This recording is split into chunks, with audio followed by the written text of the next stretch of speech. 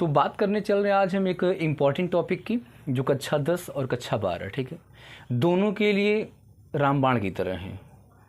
तो इसलिए हमको सबसे ज़्यादा ज़रूरी क्या है? सबसे ज़रूरी यह है कि हम इसको इतने बढ़िया तरीके से पढ़ें कि जिसको कुछ कहना ही ना है। और मेरा वादा है आपसे कि इस वीडियो को देखने के बाद फिर जीवन में दोबारा आपको इस टॉपिक को किसी भी अन्य गुरुजी से पढ़ने की आपको आवश्यकता नहीं पड़ेगी और आपके माइंड में कोई कन्फ्यूजन नहीं होगी, ये पूरी गारंटी है। क्योंकि कुछ बच्चे तो ऐसे हैं जो देखते हैं तो मुझे देखते ही पहचान जाते हैं, तो उनको पता रहता है कि मार्का लगा है जितेंद्र सर का, तो वैसे भी समझ में आना तय है।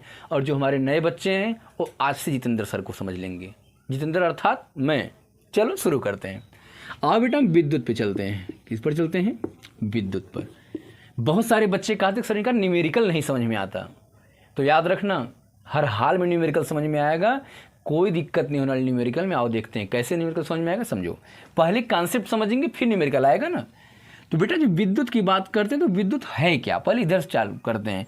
तो हम विद्युत में जाते हैं तो सबसे पहले हमारे पास एक नाम आता है आवेश। क्या नाम आता है? आवेश। तो जो आवेश होता है उसको हम इंग्लिश में क्या कहते हैं? चार्ज। क्या कहते हैं? चार्ज। तो बच्चे चार्ज या आवेश का मतलब क्या होता है ऐसे समझो। जैसे क्लास में पढ़ते हो, तुम्हारे क्लास में देखते हो ना, 3 तरह के बच्चे होते हैं। एक वो होता है जो खोज खोज के मार करता है, ठीक है। दूसरा ये होता है जो मार खाता है। और तीसरा एक ऐसा बच्चा बैठा रहता है जिससे मार खाने वाले से और मारने वाले से कोई फर्क नहीं पड़ने वाला। कौन पीट रहा है, कौन पीटा जा रहा है, कोई मतलब नहीं, ठीक है। वो शांति से अपने क्लास में बैठा रहता है, कोई दिक्कत नहीं। इसको आओ समझ लेते हैं 1 मिनट में इसको। अब ऐसे समझो, हमने प्रीवियस क्लासेज में जो है कक्षा 9 में भी पढ़ा है क्या कि भाई एक जो परमाणु होता है कैसा होता है? गोलाकार होता है, गोला होता है। इसके बीच में एक नाभिक होता है ना, समझ आई बात? तो जो नाभिक होता है इसमें क्या होते हैं? प्रोटॉन होते हैं और न्यूट्रॉन होते हैं, ठीक। इनके चारों तरफ जो बाहर का क्षेत्र होता है इसमें कौन होता है? इलेक्ट्रॉन होते हैं। तो इलेक्ट्रॉन को हम जानते हैं कैसे होते हैं? ऋण आवेशित होते हैं। और प्रोटॉन कैसा होता है? धन आवेशित होता है। तो धन आवेशित मतलब वही समझ लो तुम्हारी क्लास में मार करता है, और ऋण आवेशित मतलब वो समझ लो जो मार खाता है। और न्यूट्रॉन मतलब न्यूट्रल, न्यूट्रल में उदासीन, उदासीन मतलब उसको मारपीट से कोई लेना देना नहीं है। चलो समझते हैं। अब जैसे समझो कि अगर हम यहाँ पर ये देखें कि जो हमारा परमाणु था, ठीक है, अब हम इसमें 2 इलेक्ट्रॉन रखें तो हम ये मान सकते हैं कि इसके अंदर क्या है भाई? 2 प्रोटॉन भी होगा, ठीक है। क्योंकि सामान्य अवस्था में किसी परमाणु में प्रोटॉनों और इलेक्ट्रॉनों की संख्या क्या होती है? बराबर। क्या होती है? बराबर। तो अगर ये बराबर है, जरा सोचो, हीलियम का मान लो कोई मिल गया हमको। अब हम इनके बगल में लिथियम को पकड़ लेते हैं। किसको पकड़ लेते हैं? लिथियम को पकड़ लेते हैं, ठीक ना। चल, तो अब अगर हम ऐसे देख लें कि यार ये लिथियम का हो गया, ये आगे रख लो, बाहर समझाने का मतलब है केमिस्ट्री नहीं पढ़ा रहा हूँ मैं, फिजिक्स पढ़ा रहा हूँ, बस ये बताने का प्रयास कर रहा हूँ कि क्या है। ये मान लो 3 नेगेटिव है, 3 पॉजिटिव, 2 नेगेटिव, 2 पॉजिटिव, ठीक। तो आवेश आते कहाँ से हैं? अब जरा समझो, हमने पढ़ा है कि जो इलेक्ट्रॉन होते हैं वो क्या करते हैं? इलेक्ट्रॉन अपने परमाणु को, अपनी कक्षा को छोड़कर किसी के यहाँ जो है रिश्तेदारी करने चले जाते हैं, और उधर वाला कभी इधर आ सकता है। तो कहने का मतलब जो मीटिंग होती है वो इलेक्ट्रॉनों के बीच में होती है, प्रोटॉनों से कोई लेना देना नहीं है, ठीक है। तो जो इलेक्ट्रॉन होते हैं, अब ऐसे सोचो कि अगर लिथियम था यहाँ और ये क्या था? हीलियम था। अगर एक इलेक्ट्रॉन यहाँ से घूमते टहलते इनके घर पहुँच गया तो क्या होगा? देखो जरा, ये 3 हो जाएंगे। अगर यहाँ का 3 हो जाएंगे ना। अब जरा सोचो, 2 प्रोटॉन 2 इलेक्ट्रॉन से निपट लेते थे तो इन पर कोई चार्ज नहीं होता था। अब इसमें क्या है? 1 इलेक्ट्रॉन बढ़ गया। जैसे ही 1 इलेक्ट्रॉन बढ़ेगा तो क्या हो जाएगा? 1 इलेक्ट्रॉन बढ़ गया तो बढ़ा कौन? इलेक्ट्रॉन। अगर इलेक्ट्रॉन ज़्यादा हो रहा है तो इसका मतलब हम इसके ऊपर क्या लगाएंगे? माइनस, ठीक है। इधर जरा सोचो, ए इधर से भाग गया था, गायब हो गया। अब इधर कौन बढ़ रहा है? देखो, अगर 2 इलेक्ट्रॉन 2 प्रोटॉन आपस में बैलेंस हो जाएंगे तो बच कौन रहा है? 1 प्लस बच रहा है। क्या लग जाएगा? प्लस। तो हमने क्या देखा? अभी तक लिथियम पर कुछ नहीं था, अभी तक हीलियम पर कुछ नहीं था, लेकिन जैसे इलेक्ट्रॉन का स्थानांतरण हुआ, एक स्थान छोड़ के इलेक्ट्रॉन दूसरे में प्रवेश कर गया, तो क्या हो गया? दोनों तरफ चार्ज हुआ बट अपोजिट। इधर अगर निगेटिव हुआ तो इधर क्या हुआ? पॉजिटिव हुआ। तो इधर पॉजिटिव चार्ज और इधर निगेटिव चार्ज। तो अगर निगेटिव चार्ज और पॉजिटिव चार्ज अगर इस तरह से मिले तो हमने क्या देखा कि आवेश की उत्पत्ति कैसे हुई? इलेक्ट्रॉनों के स्थानांतरण से। यदि कोई पूछता है कि जो आवेश होता है कैसे उत्पन्न होता है, तब क्या बताएंगे? इलेक्ट्रॉनों के स्थानांतरण के कारण आवेश उत्पन्न होते हैं। तो हमने देख लिया ना। चल, अब बच्चे जो ये आवेश है इसको हमने देखा कि इसके पास क्या होता है, एक्सपेरिमेंटली साइंटिस्ट ने देखा कि इस पर एक चार्ज पाया जाता है। जो चार्ज होता है वो होता है कितना, 1.6 गुणे 10 की घात -19। तो याद रखना चार्ज के बारे में ज़्यादा से ज़्यादा बातें गुलाम ने कही थी, तो जो गुलाम जी ने कहा था इसलिए इनके सम्मान में इसका जो यूनिट मिला क्या मिल गया, गुलाम। इसको हम सी से लिखते हैं, ठीक है। तो किसका है ये, हमने इलेक्ट्रॉन की बात की थी, ई फॉर इलेक्ट्रॉन, मतलब हर एक इलेक्ट्रॉन पर जो आवेश होता है वह 1.6 गुणे 10 की घात -19 गुलाम के बराबर होता है। तो अब जरा भाई सोच के देखो, ये तो इलेक्ट्रॉन हो गए, तो क्योंकि आवेश तो नहीं के पास है, तो इसका मतलब यह हुआ कि जितने इलेक्ट्रॉन कहीं जाएंगे उतना आवेश क्या होगा, एक जगह से दूसरी जगह तक चला जाएगा। जैसे यहाँ से एक इलेक्ट्रॉन यहाँ आया तो निगेटिव आवेश इसके पास आया, कितना आवेश आया, एक इलेक्ट्रॉन आया था, इसलिए 1.6 गुणे 10 की घात -19। अब जरा सोचो, अगर 2 इलेक्ट्रॉन यहाँ से हट के चले जाते तो क्या होता, तो यहाँ पर 2 निगेटिव चार्ज होता, ठीक है। मतलब अगर इस पर हम ऋण आयन की बात करते तो 2 इलेक्ट्रॉनों के आवेश के बराबर आएगा। तो अब जरा सोचो कि अगर हम आवेश को किससे दिखा दें, क्यू से, क्यू बराबर आवेश की मात्रा, ठीक है। मतलब भैया कुल कितना आवेश था ये पता चल गया, किससे पता चल गया, क्यू से। अब अगर क्यू से हमको ये पता चल गया और हम कहते जो कुल इलेक्ट्रॉनों की संख्या थी किससे थी, एन से, ठीक है। एन क्या कहेगा, इलेक्ट्रॉनों की संख्या। अब अगर बात करें किसकी, ई की, तो मैंने ई से बताया कि ई का मान क्या है, ऑलरेडी यहाँ पे नन है तो यही वाला हो जाएगा ई का मान, ठीक ना। तो अगर ई का मान आ गया, एन हो गया, क्यू हो गया, तो हम क्या बताएं कि अगर 2 इलेक्ट्रॉन यहाँ से यहाँ आए तो कुल कितने इलेक्ट्रॉन आए, 2। तो अब अगर हमको कुल आवेश की मात्रा पता करना है कि भाई कुल कितना जो है आवेश गया इधर से उधर, तो कैसे पता करेंगे, अब जरा समझो इसको। तो हमने देखा कुल आवेश की मात्रा कैसे पता करेंगे, कितने इलेक्ट्रॉन गए थे, 2, एक इलेक्ट्रॉन कितना आवेश था, 1.6 तो कहीं ना कहीं ये चीज़ इस पर हो गई। अब जरा वैल्यू फिट करके देखो तो एन का मतलब क्या, कितने इलेक्ट्रॉन थे, 2, कितना आवेश है एक पर, 1.6 गुणे 10 की घात -19। तो अब अगर गुणा करेंगे तो 16 दूनी 32, दशमलव लग जाएगा, 3.2 गुणे 10 की घात -19 कूलाम। अब हमको बात समझ में आई कि नहीं आई कि जितने भी इलेक्ट्रॉन कहीं जाएंगे, ठीक है, उतने में 1.6 गुणे 10 की घात -19 का हम गुणा करा देंगे तो मेरे बच्चे वही आएगा जो हमको लाना था, ठीक है।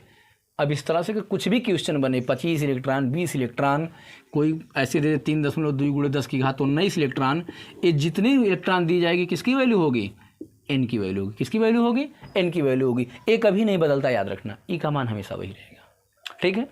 और अगर कभी क्या करे, उल्टा कर दे कि कुल आवेश का मान दे दे और इलेक्ट्रॉनों की संख्या की बात करें, तब क्या करेंगे, तब भी भाई सिंपल सी बात है, हम लिख लेंगे भैया कि अगर ऐसा है एन की वैल्यू निकालनी है, ई जाके इसमें क्या करेगा, भाग दे देगा, तो हो जाएगा एन = Q/E। इन दोनों के अलावा आवेश से, इनसे संबंधित और कोई क्वेश्चन आने वाला नहीं है। कमेंट में ज़रूर बताना, इतना क्लियर हो गया ना, ठीक ना, इतना क्लियर हो जाएगा। अब बेटा हम बात करते हैं, आवेश से हमारी बात खत्म हो गई। अब हम बात करेंगे किसकी, अब हम बात करेंगे धारा की। किसकी बात करेंगे, धारा की। चलो धारा पे बात करते हैं। हो, धागा मिल गया यार धारा की जगह।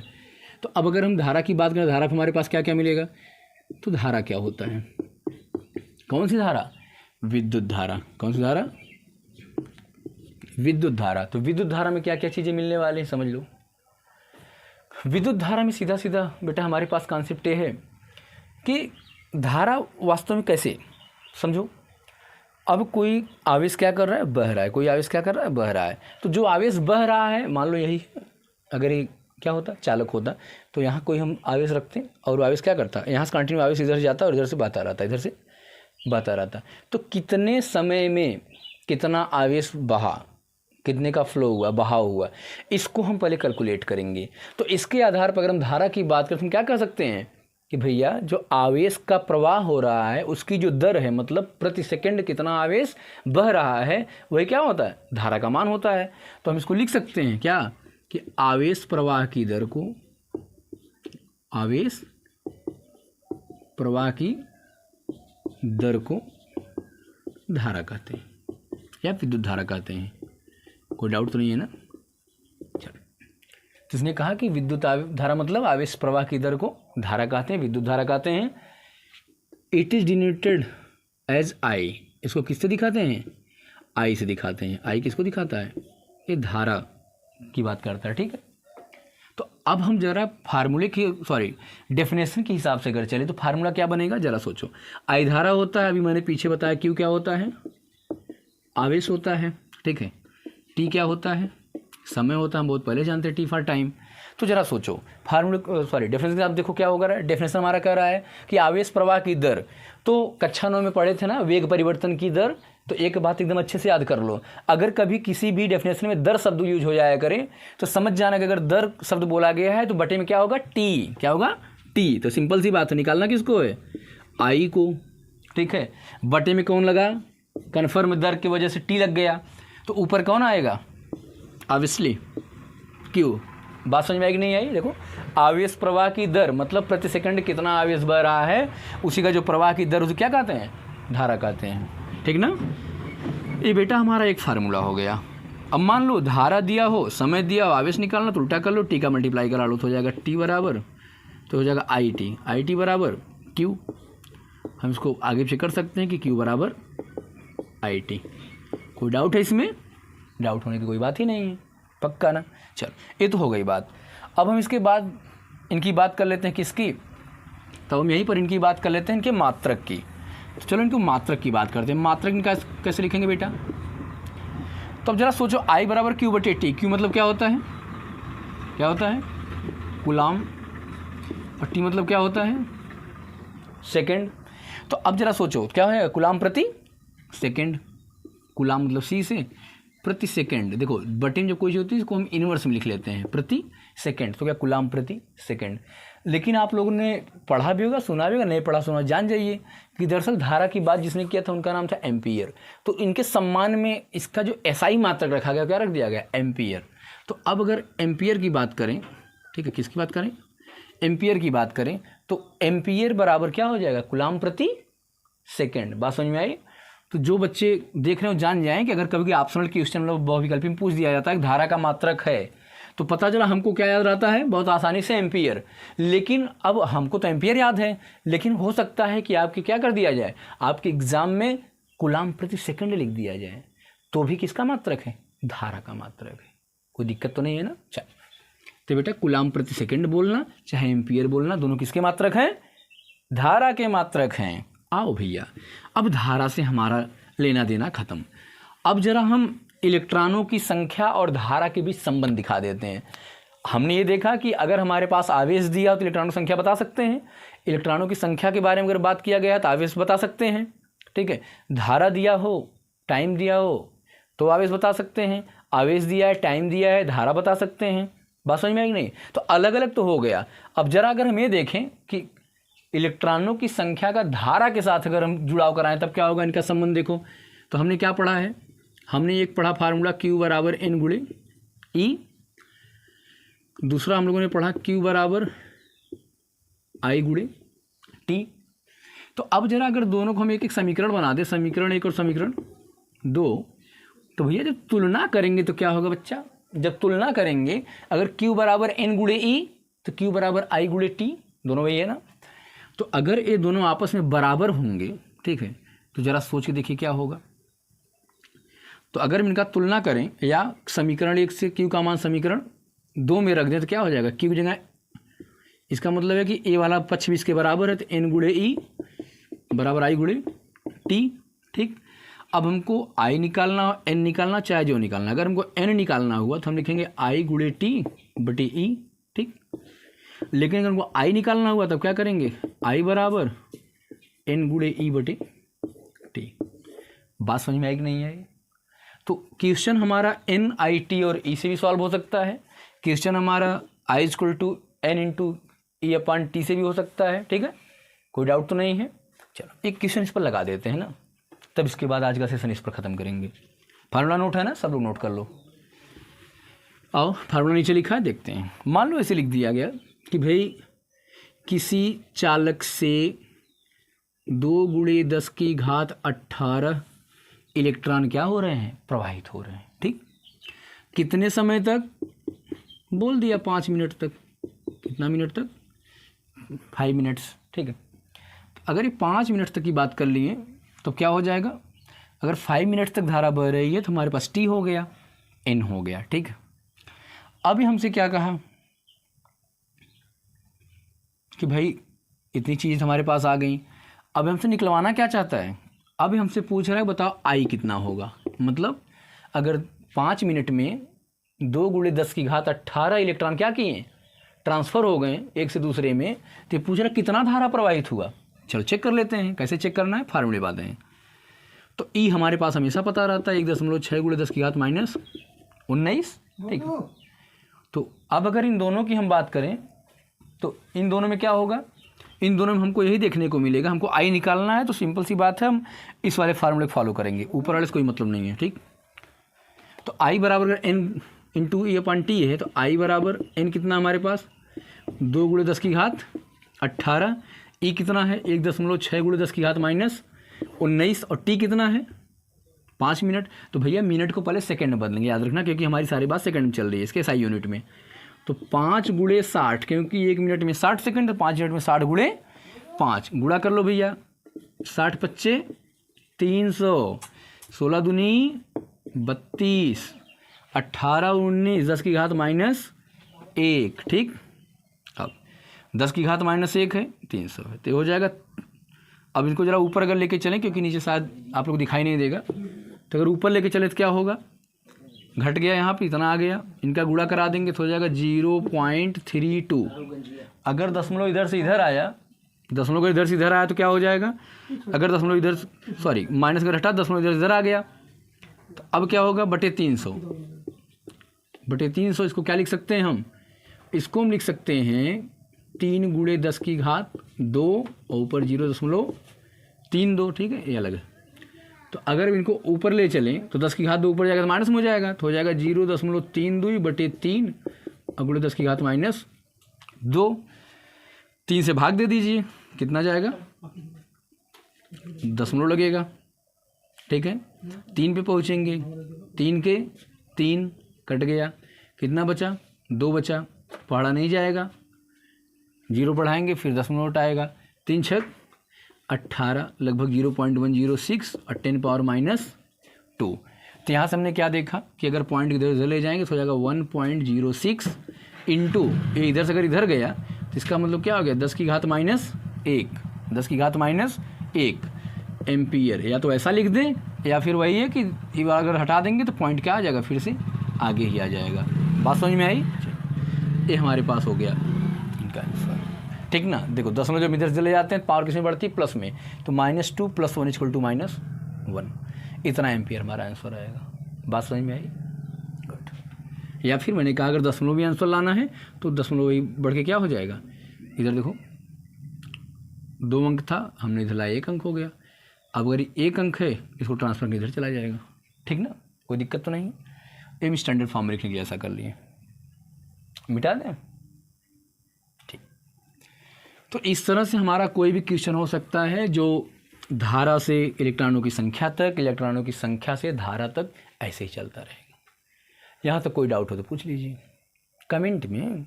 हाँ, लाइव नहीं, जब आप यहाँ पूछ लेंगे, ठीक है, कमेंट में। कोई डाउट नहीं यहाँ तक ना। चलिए, तो आज के लिए इतना हुआ। अब नेक्स्ट क्लासेस के लिए अभी आप इधर डेमो लेते रहिए, फिर मैं आप लोगों के लिए पूरा एक कोर्स कंप्लीट देने वाला हूँ जो आपको नीट और JEE के फाउंडेशन के लिए, जो बच्चे पढ़ लिख कर लाइफ में कुछ करना चाहते हैं, इनको आगे बढ़ना अपनी पढ़ाई के दम पर, दूसरा इनके पास कोई ऑप्शन नहीं, इनको इसी पर मेहनत करना है। और इसके साथ साथ जो बच्चे अच्छी खासी लंबाई लिए हैं, इनकी इच्छा है नेवी में, एयरफोर्स में जाने की, उनके लिए क्लास 11th और 12th की जो वैकेंसी, जो स्टडी है, उसको ज़बरदस्त करना पड़ेगा ताकि ये NDA के लिए एप्लीकेबल हो सके, ठीक। तो ये बच्चे कुछ ऐसी चीज़ें हैं जिनके बारे में अपने अगले वीडियो में बताएंगे, और मैं आप लोगों के लिए पूरा प्लान लेके आ रहा हूँ कि आप कक्षा 10 की पूरी सिलेबस कंप्लीट, साइंस पूरा का पूरा, इंग्लिश पूरा का पूरा, मैथ्स पूरा का पूरा, और लास्ट टाइम में चल के जब आपका एग्ज़ाम करीब आएगा तो 1 महीने आपका सोशल और हिंदी दोनों की तैयारी कराई जाएगी, ठीक है। रही बात है फिजिक्स की, तो फिजिक्स हो गई। अभी हम कुछ अपने अगले वीडियो में मैथ का भी दे देंगे, और पूरी मेरी टीम उतरेगी जो इस काम को करने के लिए रहेगी। जिनको भी सब्सक्रिप्शन लेके पेड क्लास लेनी है, पूरी कंप्लीट कोर्स करनी है, वो ज़रूर संपर्क करेंगे। नंबर जो है हर तरफ से मिल जाता है, जानकारी आप लोग को है ही, प्लस अपने चैनल से भी हम आपको जोड़ लेंगे। तो नीट जेईई के लिए जो बच्चे हैं, जो चाहे 8 में पढ़ रहे हैं, चाहे 9 में पढ़ रहे हैं, चाहे 10 में हो, चाहे 11 में, खासकर 11 तक के बच्चों के लिए, या फिर जो 12 में बोर्ड क्लास की स्पेशल तैयारी चाहते हैं उन लोगों के लिए है। तो 10-12 बोर्ड क्लास के लिए स्पेशल, प्लस इसके बाद 9, 10, 11, 12 आप चाहे जिस क्लास में हो, नीट आई और जेई जिसको हम क्या बोलते हैं IIT के नाम से ज़्यादा फेमस है, ठीक है। इसके थ्रू आप इंजीनियर बनते हैं, इसके थ्रू आप डॉक्टर बनते हैं। ये देश की हमारी प्रतिष्ठित परीक्षाओं में एक है। इन परीक्षाओं को पास करने के बाद बेटा आप निःशुल्क एक तरह से समझ लीजिए, या कुछ बहुत कम फीस में ही क्या कर पाएंगे, आप अच्छी शिक्षा ग्रहण करके डॉक्टर बनेंगे। इनकी फ़ीस करोड़ों में होती है, जो आपके माँ बाप नहीं दे सकते, क्योंकि हम लोग ज़्यादा से ज़्यादा बच्चे हम लोग जुड़े हैं गरीब परिवार से हैं। तो लेकिन अगर इन परीक्षाओं को हम पास कर लेंगे मेहनत करके पढ़ के, तो समझ लो जिस दिन हमारा एडमिशन इसमें हो गया पढ़ाई करके, उस दिन ही हम करोड़पति हो गए। ख्वाब तुम्हारे हैं, मेहनत तुमको करनी है, गाइडेंस देने हम आए हैं, और पूरी की पूरी व्यवस्था आपको देंगे। इसी प्रण से आए हैं कि आज जैसे हम लोग तरक्की किए हैं जीवन में, वैसे आप लोग भी पढ़ा के उस मुकाम तक पहुंचाया जाए जहां तक हर एक गरीब माँ बाप के अपने बच्चों को पहुंचाने की चाहत होती है, ठीक है। तो याद रखिएगा, अगर स्पेशल आपको स्टडी करके कुछ करना है तो आप फिर संपर्क करिएगा कॉन्टेक्ट नंबर्स पर या व्हाट्सएप पर, और अपनी बात रखिएगा, अपने ड्रीम रखिएगा। ज़रूर हम आपको क्या करेंगे, एडवाइस देंगे, और इन क्लासेज में जुड़ने के लिए स्पेशली मिलिएगा। जो आपकी रेगुलर क्लासेस चलेंगी रेगुलर बेसिस पे, जैसे आप लोग स्कूल में पढ़ते हैं, कोचिंग्स में पढ़ते हैं, वैसे ही। और एक साल के अंदर आपको 2-2 क्लासेज की सिलेबस कंप्लीट करा के आपको स्मार्ट बनाने का प्रयास किया जाएगा, ताकि हमारे बच्चे अपने भविष्य से 1 साल 2 साल आगे रहें, ठीक है। इसी के साथ बातें समाप्त करते हैं और आगे फिर स्टडी करते हैं।